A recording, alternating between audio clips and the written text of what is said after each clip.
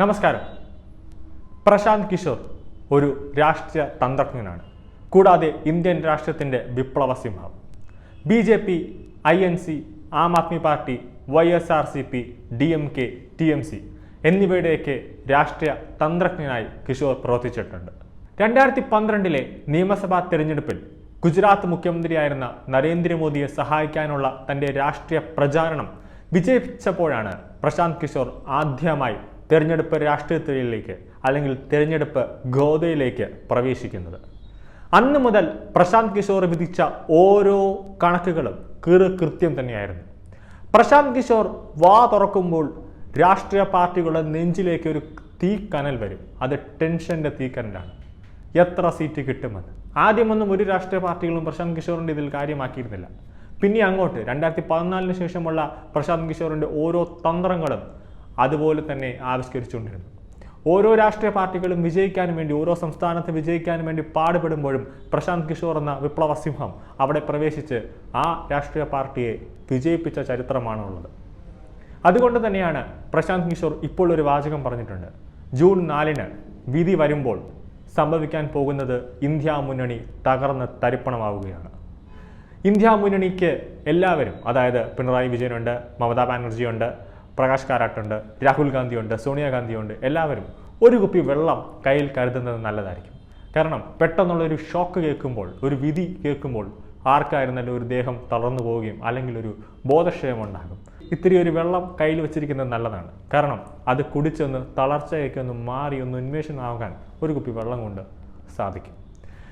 ഈ പ്രശാന്ത് കിഷോറിൻ്റെ ഈ ഒരു പ്രസ്താവനയ്ക്കെതിരെ വ്യാപകമായി തന്നെ പ്രതിപക്ഷ പാർട്ടികൾ ട്രോളൊക്കെ വരുന്നുണ്ട്. അത് അദ്ദേഹത്തിനെ തളർത്താൻ വേണ്ടിയാണ്. എങ്കിൽ പോലും അദ്ദേഹം അത് കാര്യമായിട്ട് എടുക്കുന്നില്ല. നരേന്ദ്രമോദിയുടെ കൂടെയാണ് ആദ്യമായിട്ട് പ്രശാന്ത് കിഷോർ ഗുജറാത്തിൽ ഈ ഗോദയിലേക്ക് ഇറങ്ങുന്നത്. അങ്ങനെ നരേന്ദ്രമോദി ജയിപ്പിച്ചു വിട്ടു. ഇപ്പോഴും പ്രശാന്ത് കിഷോർ പറയുന്നുണ്ട്, 2019 പോലെ അല്ലെങ്കിൽ 2019 മോദിക്ക് വന്ന ഭൂരിപക്ഷം, BJPക്ക് വന്ന ഭൂരിപക്ഷത്തെ കാട്ടി കൂടുതൽ ഭൂരിപക്ഷം പ്രശാന്ത് കിഷോർ തന്നെ പറയുന്നുണ്ട് BJP നേടിയെടുക്കും. കാരണം അവർക്ക് ഒരു ഭരണവിരുദ്ധത ഇല്ല. കോൺഗ്രസ് ഭരിച്ചിരുന്ന സമയത്ത് അങ്ങനെയല്ലായിരുന്നു. ഭരണവിരുദ്ധത ഉണ്ടായിരുന്നു. താഴെ തട്ടിൽ പോലും ഒരു വികസനമില്ല. അന്നത്തെ പ്രധാനമന്ത്രിയായിരുന്ന മൻമോഹൻ സിംഗ് പോലും ഒരക്ഷരം മിണ്ടില്ല. മാധ്യമങ്ങൾ ചോദിച്ചാൽ പോലും ഒരക്ഷരം മിണ്ടില്ല. ആവശ്യത്തിന് മാത്രം പോലും വാ തുറക്കാത്ത ഒരു ഇന്ത്യൻ പ്രധാനമന്ത്രിയായിരുന്നു മൻമോഹൻ സിംഗ് എന്ന് പറയുന്നത്. എന്തെങ്കിലുമൊക്കെ അറിയണമെങ്കിൽ പാർട്ടി സെക്രട്ടറിയോടൊക്കെ ചോദിക്കേണ്ടി വരും, അല്ലെങ്കിൽ INC, ഇന്ത്യൻ നാഷണൽ കോൺഗ്രസിന് അവിടെയൊക്കെ ചെന്ന് ചോദിക്കേണ്ടി വരും. ഒരു ആക്രമണം പോലും ആ കോൺഗ്രസ് ഭരിച്ചിരുന്ന സമയത്ത് നമ്മുടെ രാജ്യം സുരക്ഷിതമല്ലായിരുന്നു. ഏത് പാകിസ്ഥാൻ തന്നെ അന്നം മൂട്ടി വളർത്തുന്ന തീവ്രവാദികൾ നമ്മുടെ രാജ്യത്തേക്ക് അതിർത്തി കടന്ന് കയറി വരാൻ പറ്റുന്ന ഒരു സാഹചര്യമുണ്ടായിരുന്നു. പക്ഷേ നരേന്ദ്രമോദി സർക്കാരിൻ്റെ കാലഘട്ടത്തിൽ അങ്ങനെയല്ല എന്ന് ഓരോ പട്ടാള ജനറൽമാരും, റിട്ടയറായ ഓരോ പട്ടാളക്കാരും പറയുന്നത് നമുക്ക് കേൾക്കാവുന്നതാണ്. കാരണം ഇന്ത്യക്കകത്ത് കയറി വന്ന ഒരു തീവ്രവാദി ഒരു പട്ടാളക്കാരനെ ആക്രമിച്ചാൽ തിരിച്ചടി അതിഭയാനകമാകും. നമ്മളത് പഠാൻകോട്ടയിലും ബാലിക്കോടും ഒക്കെ ആക്രമണം നടന്നപ്പോൾ നമ്മൾ കണ്ടതാണ്. പാകിസ്ഥാൻ്റെ അതിർത്തി കടന്നു ചെന്നിട്ടാണ് അവിടെ ആക്രമിച്ച് തകർത്ത് തരിപ്പണമാക്കിയത്. അതുകൊണ്ട് തന്നെയാണ് ഇന്ത്യൻ ജനത വീണ്ടും നരേന്ദ്രമോദി എടുക്കുന്നത്.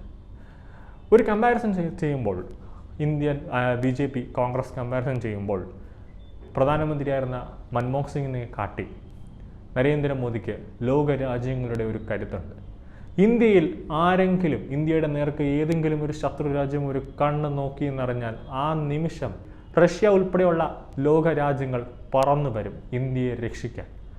അത് എല്ലാ ശത്രു രാജ്യത്തിനും അറിയാവുന്നത് കൊണ്ടാണ് പാകിസ്ഥാനും ചൈനയുമൊക്കെ വാ അടച്ചു മിണ്ടാതിരിക്കുന്നത്. ഇന്ത്യ സഖ്യം രൂപീകരിച്ചു.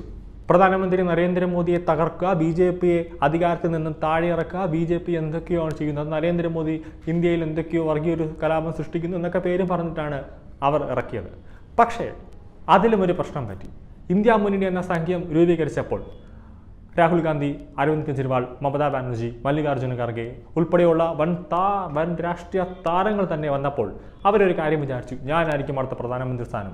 ഇപ്പോൾ മുന്നണിയൊക്കെ രൂപീകരിച്ച് ഒരു പ്രതിഷേധം നടത്തി പ്രധാനമന്ത്രി ഓഫീസിലേക്ക് അല്ലെങ്കിൽ ഡൽഹിയെ കോളിയിറക്കം സൃഷ്ടിച്ചുകൊണ്ട്, ഡൽഹിയെ തന്നെ വറപ്പിച്ചുകൊണ്ട് ഒരു പ്രതിഷേധം നടത്തി കഴിഞ്ഞാൽ പ്രധാനമന്ത്രി ഇപ്പോൾ രാജിവെക്കും, മന്ത്രിസഭ ഇപ്പോൾ വീഴും, ഞാനായിരിക്കും അടുത്ത പ്രധാനമന്ത്രിയാണ്. പക്ഷേ ഒന്നും നടന്നില്ല. അതായത് പ്രധാനമന്ത്രിയുടെ രോമത്തിൽ പോലും തൊടാൻ ഇന്ത്യ മുന്നണിക്ക് പറ്റില്ല. ഇപ്പോൾ തന്നെ അവിടെ അടിയാണ്. അതുകൊണ്ട് തന്നെയാണ് ഇലക്ഷൻ സമയം വന്നപ്പോൾ പിണറായി വിജയൻ നേരെ പെട്ടിയും പണം കൊടുത്ത് നേരെ വിദേശത്തേക്ക് കറങ്ങാൻ പോയി, മുങ്ങി. ആർക്കും ആരെയും സപ്പോർട്ട് ചെയ്യാൻ പറ്റില്ല. കാരണം ഇവർ ഓരോ സ്ഥലത്തും വന്ന് ഓരോ രാഷ്ട്രീയ നേതാക്കളെ പറ്റി കുറ്റം പറയുന്നുണ്ട്. ഇന്ത്യ മുന്നണി എന്ന് പറഞ്ഞാൽ ഒരു തട്ടിക്കൂട്ട് സംഘം അല്ലെങ്കിൽ ഒരു തട്ടിക്കൂട്ട് പാർട്ടി, ഒരു മുന്നണി എന്ന് തന്നെ പറയേണ്ടിയിരിക്കുന്നു. എല്ലാ കള്ളന്മാരും കൂടെ ഒന്നിച്ചു ചേർന്ന ഒരു മുന്നണി, അതാണ് ഇന്ത്യ മുന്നണി എന്ന് ഒറ്റ വാക്കിൽ പറയാം. ഈ മുന്നിൽ തന്നെ ഇപ്പോൾ മമതാ ബാനർജി 2 തട്ടായിട്ടാണ് ഇപ്പോൾ നിൽക്കുന്നത്.